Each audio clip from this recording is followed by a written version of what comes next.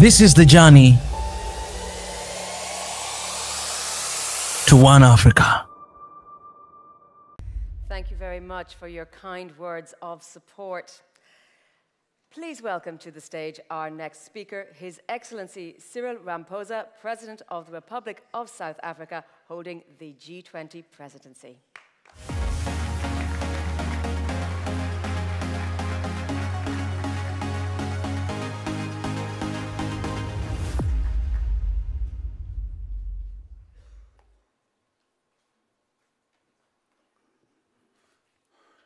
Your Excellency, President Ursula von der Leyen,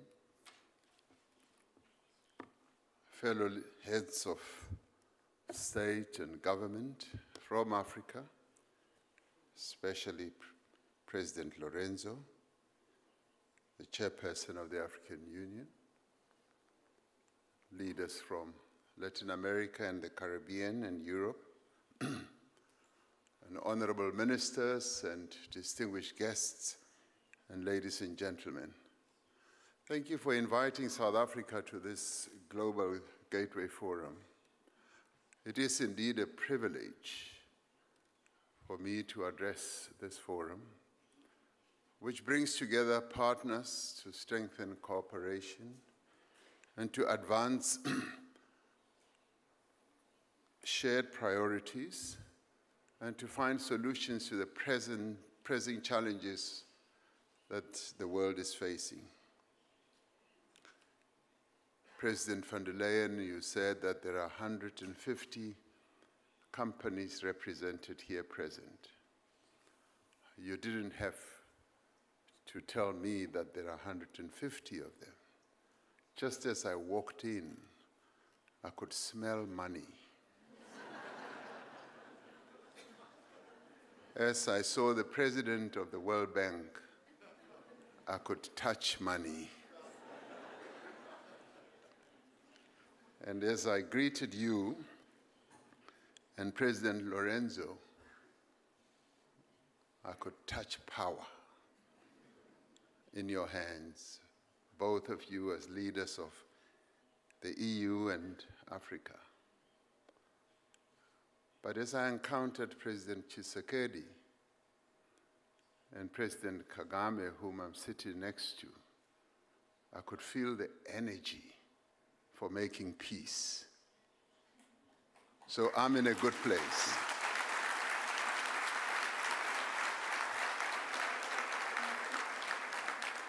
So it's not only a privilege to be here, it's an absolute joy. I have a galaxy of so many people who have so much impact and influence on the affairs of the world and my beloved continent, Africa. This forum is taking place at a time of geopolitical uncertainty and instability that is negatively impacting on security and economic growth in many parts of the world. These circumstances that the world faces now require comprehensive, coordinated, and forward-looking solutions. And these challenges, in fact, call for a renewed commitment to the peaceful resolution of conflict, respect for international law, the strengthening of multilateralism, and the progressive reform of international bodies like the United Nations and the WTO. With my sister, the Deputy Secretary General of the United Nations here, it confirms that the UN plays a critical role globally, and that role needs to be affirmed. As a country, we welcome the opportunity to participate in this forum. The strategic partnership between South Africa and the EU has evolved in scope and substance over the years. The South Africa-EU Summit in Cape Town earlier this year reaffirmed our shared values and further deepened the cooperation between South Africa and the EU, but more broadly, also the relationship between Africa and the EU. Together, we have an opportunity to strengthen resilience by advancing investments in digital and green infrastructure, in trade infrastructure, as President Lorenzo was saying about the Lobito corridor, fostering innovation, securing supply chains, and encouraging diversification that supports sustainable and inclusive growth. We welcome the support this partnership provides to the development of transport networks, a just transition and climate resilience, pandemic preparedness on the health side, and vaccine production and digital connectivity. As we work to strengthen trade and investment ties, we must also address those issues that hold back more robust, more diverse, and more impactful trade and investment between the African and European countries. We need to work together to overcome the tariff and non-tariff barriers that constrain the breadth and the scale of African exports to the European Union.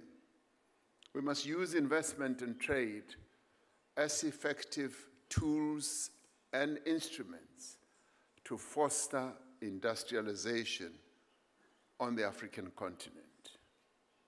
The Global Gateway, therefore, provides an opportunity to support the priorities that countries have themselves identified, as you have suggested, President van der Leyen, and priorities that they are seeking to pursue.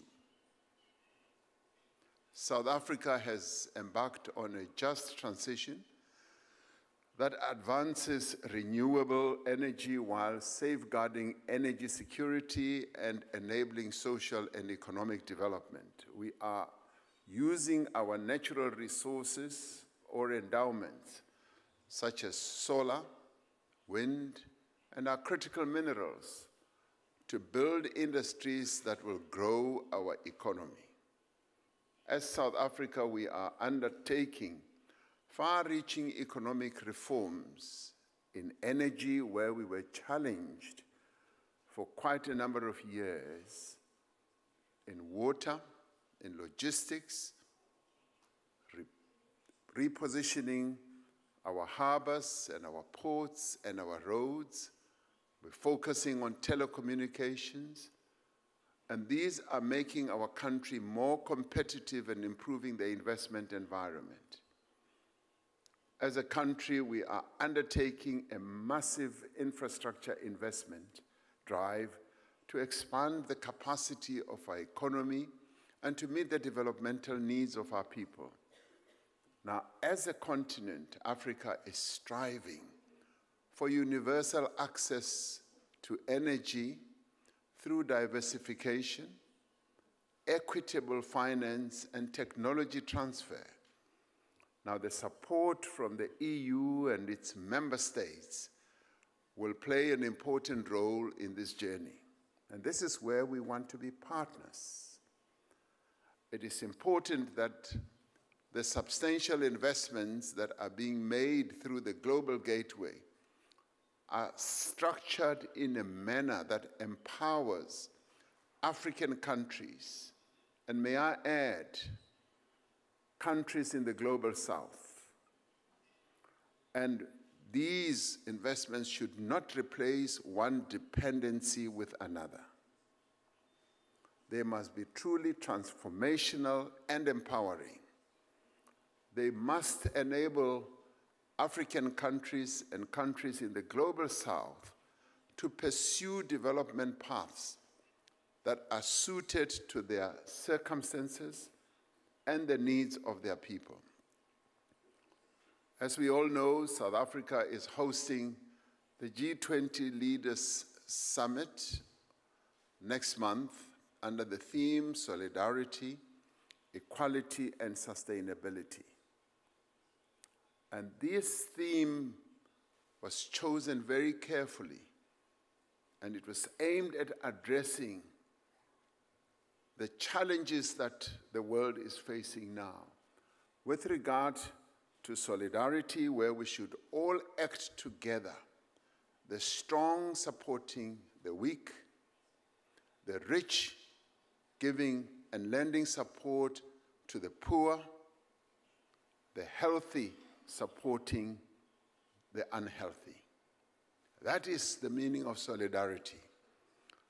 And we also said that there should be equality. The world needs more equality and inclusion rather than leaving others behind. But we also need sustainable development and transformation. With around 100 of the 132 official meetings having been held since we took over the presidency of the G20 from Brazil, South Africa is well on its way in preparations towards hosting what I would call a very successful G20 summit for the first time on African soil. We welcome the support of the European Union and other countries for our G20 priorities to address the many challenges that developing economy countries are facing. Many developing economy countries face unsustainable debt burdens. A key issue for the G20 must be to develop solutions to address the debt burden that holds back the growth and the development of many of those countries, especially in Africa and in the global south. We need further measures to ensure that there is fair and equitable access to finance and debt sustainability so that these countries can meet the needs of their people and realize their potential. It is, in my view, simply unacceptable that many developing economy countries pay much more for their debt than what more developed economy countries pay. This unfair treatment perpetuates inequality, not only between individuals, but amongst countries as well.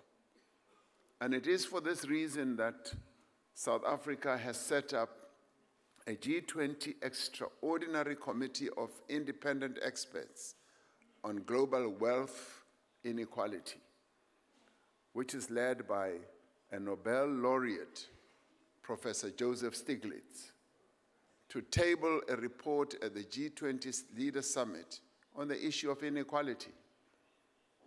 We now need to confront inequality and find ways of addressing it, for the world cannot continue with one part of the world being much better off and the other part being unequal.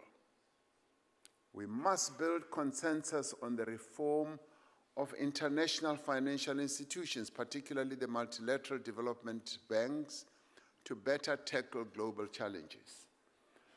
We have recognized the need to massively increase support for climate action in the global south and for reconstruction in the aftermath of extreme weather events. Greater support needs to be given to developing economy countries through climate finance, and the commitments that have been made need to be met. We're also calling for stronger action against predatory mining practices and for management of critical minerals. Countries that are endowed with critical minerals require that value addition should happen at source rather than continue with the practice of extracting, exporting rock, soil, and dust to more developed economy countries. We need those resources to be developed at source so that the people of those countries must benefit And that is the fairer way of development. We are focusing on strengthening the multilateral trading system while recognizing that the WTO remains the only multilateral body capable of managing divergences and coordinating positions in global trade, so that things like tariffs should not be weaponized. They should be properly regulated through the WTO system. We remain committed to working closely with the EU to ensure that our shared ambitions translate into tangible outcomes. I do believe that together we can foster inclusive growth, we can build resilience, and we can create a sustainable and secure future for all our people. Working together with the private sector, with state agencies, development banks or financing institutions, and various other stakeholders, the world will be a much better place.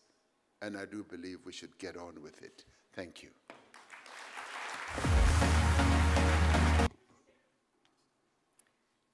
Excellency Ursula von der Leyen, President of the European Commission, Excellency João Manuel Lorenzo, President of the Republic of Angola and Chairperson of the African Union, Excellencies, Heads of State and Government, distinguished ladies and gentlemen. It is a pleasure to join you today.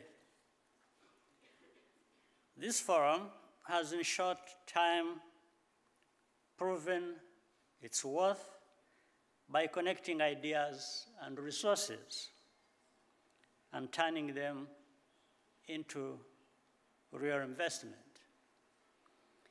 This year's focus on global connectivity is both timely and necessary.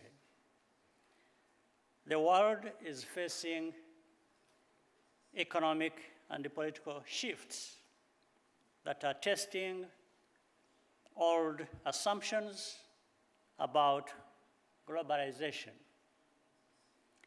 The answer is not to retreat or turn inwards.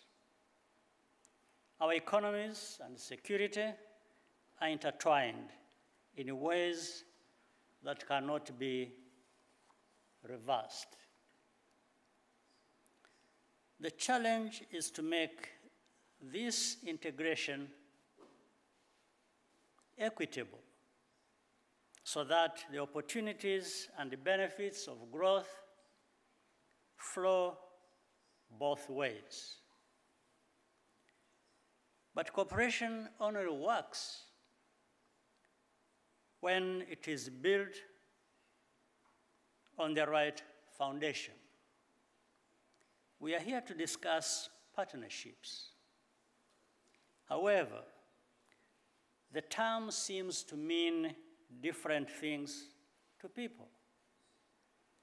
For some, it's about giving instructions and setting conditions. For others, it means complying. Africa's experience shows that this approach does not deliver the transformation that we need. A good partnership does not create dependency. It creates value. If you want to work with Africa, a true and lasting partnership must be equal, with shared risk and reward. For Africa, the priorities are clear. We need infrastructure, technology, and industries to trade competitively. For Europe, the opportunity is equally evident. Africa offers a growing market, talent, and the natural resources essential for the green and digital transformation. Our interests are aligned, and this is the right time to turn them into sustained mutual growth. This is precisely what the Global Gateway can make possible if we remain consistent and pragmatic. There are already compelling examples on the continent. In Kigali, BioNTech's first end-to-end mRNA vaccine manufacturing facility in Africa is taking shape, supported by the European Union through the Team Europe initiative. This project is a milestone for regional vaccine production. It will reduce Africa's import dependency and strengthen our ability to respond to the future pandemics. This is a good example of a productive partnership with ripple effects that extend far beyond a single country. To sustain the momentum and the gains, financing must mobilize the private sector and strengthen local ecosystems. This is the spirit the Global Gateway should continue to promote. We thank the European Union for championing this platform. The work has begun, and we are making good progress. Rwanda will continue to do its part to ensure that these efforts translate into measurable impact. Here, let me end by reaffirming what President Ramaphosa said about the feelings he had when he was coming to this place. I reaffirm that some of us also felt the same. We felt the positive energy about business, investment, peace, and for power, I leave it for the next day. Thank you very much.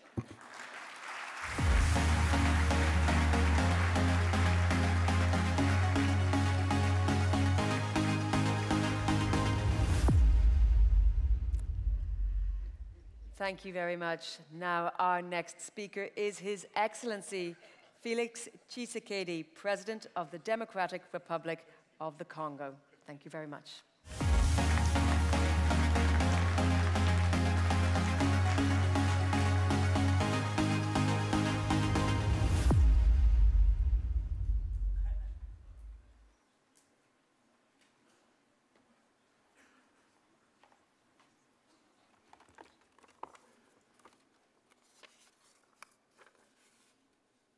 Madame la Présidente de la Commission européenne, chère Ursula, Excellence, Monsieur le Président João Manuel Gonçalves Lourenço, Président de la République d'Angola et Président en exercice de l'Union africaine, Excellences, Messieurs les chefs d'État et de gouvernement, Mesdames et Messieurs les représentants des institutions financières, du secteur privé et de la société civile, distingués invités, Mesdames et Messieurs. C'est un honneur pour moi d'intervenir à cette édition du Global Gateway Forum qui s'impose année après année comme une plateforme décisive de partenariat d'infrastructures, d'énergie, de connectivité et d'innovation entre l'Afrique et l'Europe. Je salue le leadership de l'Union européenne qui, dans un contexte géopolitique et géoéconomique exigeant, fait le choix de lier la relance de la connectivité mondiale à des principes de transparence, de durabilité et de réciprocité. La République démocratique du Congo vient à Bruxelles avec une conviction simple. Nous offrons des solutions. Pays continent au cœur de l'Afrique, riche de ressources stratégiques et d'une jeunesse audacieuse, mon pays est engagé dans une transformation profonde, énergétique, numérique, démographique et écologique, et il souhaite l'ancrer dans un pacte de maturité avec tous ses partenaires, notamment l'Europe, un partenariat d'égal à égal, aligné sur les priorités de nos peuples et ouvert au co-investissement privé. Dans cette dynamique, permettez-moi de vous présenter quelques initiatives phares portées par la République démocratique du Congo et en lien direct avec les piliers du Global Gateway. Il y a en premier lieu le corridor de Lobito. Aux côtés de l'Angola et de la Zambie, la République démocratique du Congo s'est engagée à faire de ce corridor un levier d'intégration régionale, de souveraineté logistique et d'industrialisation. Un investissement initial de plus de 1,6 milliard de dollars américains permettra d'ici 2030 de tripler la capacité d'exportation annuelle de minerais critiques de 3 à 10 millions de tonnes. La modernisation et l'extension de la dorsale ferroviaire, longue de 1300 km, reliant les zones minières de la Copper Belt à l'océan Atlantique, ne vise pas seulement à transporter des minerais, elles doivent ancrer des chaînes de valeur locales avec des zones économiques spéciales, des hubs logistiques, des plateformes de transformation, des centres de formation, en cohérence avec la zone de libre-échange continentale africaine, la SLECAF. Notre objectif est clair, transformer davantage en Afrique, créer des emplois de qualité et fluidifier les échanges continentaux. Dans le prolongement de cette ambition, le mémorandum d'entente Union européenne-République démocratique du Congo consacre un partenariat structurant fondé sur la traçabilité, la lutte contre l'exploitation illégale et la transparence des flux. Il prévoit le renforcement des capacités congolaises, de la recherche géologique à la transformation locale et l'essor de clusters industriels dans le plein respect des normes sociales et environnementales. L'ambition est là aussi explicite, transformer, assembler, créer de la valeur sur place et former une main-d'œuvre qualifiée. Cette dynamique va s'appuyer sur des infrastructures complémentaires, notamment logistiques et énergétiques, à commencer par le corridor de Lobito, mais aussi le futur apport du projet du Grand Tinga. En effet, fort d'un potentiel hydroélectrique unique, le Grand Tinga peut devenir le socle d'une industrialisation décarbonée en Afrique centrale, tout en soutenant l'émergence d'usages d'avenir, hydrogène vert, corridors électriques régionaux, offres compétitives pour l'industrie et les services numériques. Nous proposons d'inscrire le projet Grand Tinga dans le pipeline du Global Gateway avec des mécanismes de financement innovants, des garanties, des contrats d'achat d'électricité de long terme et une gouvernance exemplaire sur les plans environnemental et social. Je le dis avec la plus grande conviction. Aucun agenda mondial de transition énergétique n'est crédible sans l'Afrique centrale. Il est donc temps de transformer ce constat en action. Enfin, à l'échelle des territoires, le couloir vert Kinshasa-Kivu s'inscrit dans la même logique d'impact local et d'interconnexion stratégique. Projet intégré combinant infrastructures routières, connectivité numérique, électrification décentralisée et valorisation des chaînes agricoles, il reliera des milliers de kilomètres d'axes à des plateformes logistiques et à des mini-réseaux pour désenclaver, numériser et bancariser des centaines de localités aujourd'hui isolées. Situé au cœur de l'un des plus grands ensembles forestiers tropicaux, avec une aire protégée la plus vaste au monde, s'étalant sur une superficie de 540 000 km², le couloir vert Kinshasa-Kivu fait de la protection des forêts parmi les plus intactes de la planète et de la préservation de la biodiversité du bassin du Congo les fondements même du projet, afin que conservation de la nature et développement se renforcent mutuellement au bénéfice des communautés locales et du climat mondial. Déjà soutenu par l'Union européenne à travers l'initiative Global Gateway, le couloir vert constitue un projet de cohésion territoriale majeur. Il vise à recoudre le tissu économique et social, ouvrir de nouveaux marchés aux producteurs, revitaliser l'économie locale et renforcer la résilience des communautés. Ce projet emblématique améliorera directement la vie de plus de 31 millions de personnes, protégera près de 108 000 km² de forêts vierges et créera plus de 500 000 emplois, dont au moins 20 000 spécifiquement destinés aux jeunes hommes et femmes démobilisés des groupes armés, contribuant ainsi à une paix durable dans nos provinces orientales longtemps éprouvées par l'instabilité. Une initiative historique qui illustre ce que l'Afrique et l'Europe réalisent lorsqu'elles s'écoutent, co-construisent et investissent dans les projets à fort impact humain et à haute valeur ajoutée locale. Dans un autre registre, l'essor mondial des centres de données d'intelligence artificielle impose une équation nouvelle. Une énergie abondante et verte pour soutenir une économie numérique sobre en carbone. La République démocratique du Congo entend se positionner comme un partenaire stratégique pour relever ce double défi énergétique et numérique.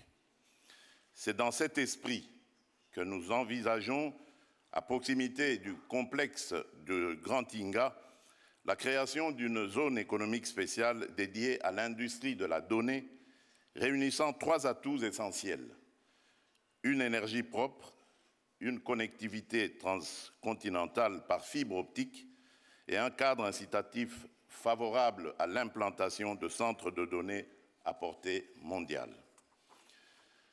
À travers ces projets structurants, notre ambition est limpide: faire de l'Afrique centrale un levier stratégique de la révolution numérique mondiale, non plus seulement en tant que pourvoyeur de ressources, mais comme une terre de transformation, d'innovation et de souveraineté technologique partagée. Excellences, Mesdames et Messieurs, aucun développement durable ne peut s'enraciner sans stabilité. Dans l'Est de la République démocratique du Congo, notre peuple subit une agression flagrante, menée par des groupes rebelles lourdement soutenus par un État voisin, en violation du droit international, de notre souveraineté et de notre intégrité territoriale. Et là, permettez-moi de m'arrêter sur cette question, parce que mon discours avait prévu un plaidoyer et un appel à des sanctions contre ce pays. Vous avez deviné de qui il s'agit. Mais étant donné que j'ai vu le président du Rwanda, parce que c'est de lui qu'il s'agit, je prends à témoin l'assistance ici présente et le monde entier qui nous suit à travers les réseaux pour lancer un appel à la paix, lui tendre la main et demander à ce qu'on arrête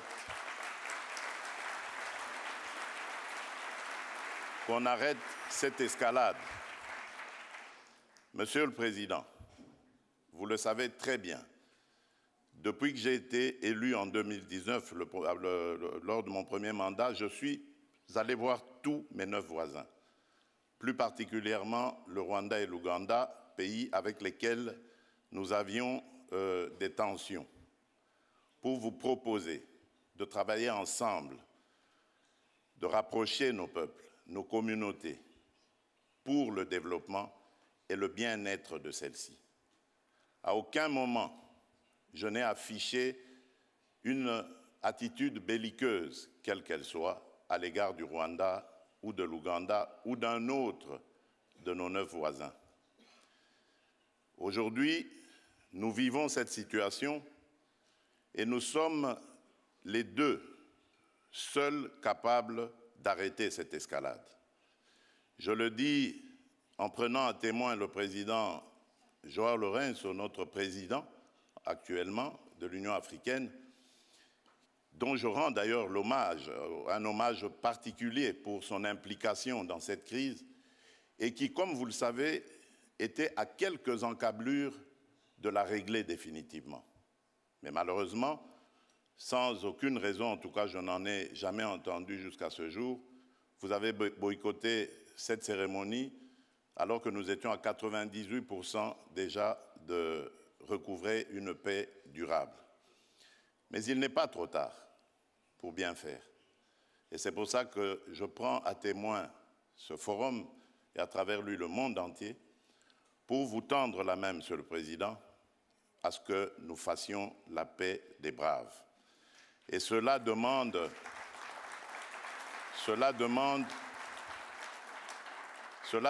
que vous donniez l'ordre aux troupes du M23 qui sont soutenues par votre pays d'arrêter cette escalade qui a fait suffisamment de morts comme ça. Nous les comptons par millions depuis des années. L'histoire nous jugera. Il est temps d'arrêter et de nous tourner vers la paix et le développement. Je remercie le président Cyril Ramaphosa qui est venu à nos côtés, qui n'a pas hésité à envoyer ses troupes, dont d'ailleurs certains éléments sont tombés sur le champ d'honneur dans notre pays, au front, ce qui nous oblige à rester définitivement reconnaissants envers la République d'Afrique du Sud et des autres républiques sœurs de Tanzanie et de Malawi qui avaient aussi contribué à des troupes. Mais je crois que l'Afrique aujourd'hui a besoin de passer à autre chose, Monsieur le Président Paul Kagame, et nous en sommes capables. Prenons simplement le courage de nous regarder en face, de dire ce qui ne va pas et de prendre les décisions les bonnes pour nos populations. Et donc, le plaidoyer que j'avais prévu pour appeler à des sanctions, je préfère le suspendre pour le moment, en attendant évidemment d'avoir la réponse du président Kagame, parce que j'ai vu ici dans la salle également l'émissaire du président Donald Trump, dont je salue l'implication dans la crise qui frappe mon pays, et à travers lui également nos amis et frères du Qatar avec son émir qui s'était aussi impliqué. Merci également à l'Union africaine, aujourd'hui représentée par le président Faure Gnassingbé, désigné par le président de l'Union, en exercice de l'Union africaine, le président Lourenço, qui aussi est à nos côtés pour ça. Je crois que cet appel est la preuve que la République démocratique du Congo n'est pas belliqueuse. La République démocratique du Congo veut la paix, la véritable paix qui va entraîner la stabilité et permettre le développement de cette région qui, pour moi, est l'une des plus belles régions du monde, c'est-à-dire cette région des Grands Lacs. J'espère que cet appel sera entendu par le président Kagame et je lui dis ma disponibilité à discuter de cette situation. Excellences, Mesdames et Messieurs, excusez-moi cette digression, je reviens dans mon discours. La République démocratique du Congo réaffirme son engagement d'opérationnaliser la feuille de route émanant de l'accord de partenariat signé en 2023 et confirmer le vœu de le voir fondé sur les réalités d'aujourd'hui, les ambitions de demain et la mémoire des erreurs d'hier. Nous sommes prêts, mais ce futur, nous voulons le construire ensemble, dès à présent, dans la transparence, dans l'équité et dans le respect mutuel. L'Afrique vous attend, la République démocratique du Congo vous accueille. Je vous remercie.